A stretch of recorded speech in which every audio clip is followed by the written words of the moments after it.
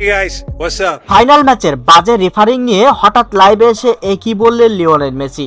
অবসর নেবেন কি মেসি? বিস্তারিত জানুন পুরো ভিডিওতে।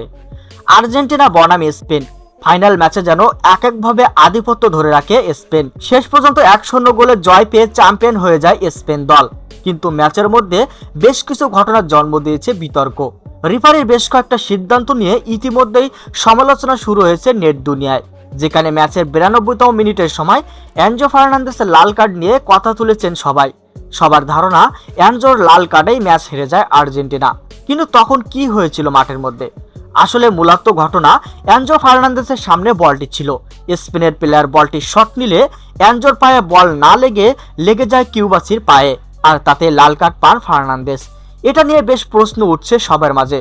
তবে এই বিষয় নিয়ে এবার লাইভে এসে লিওনেল মেসি বলেন, ম্যাচটা আমাদের জেতা উচিত ছিল, কিন্তু আমরা ভালো খেলিনি, তাই হেরেছি।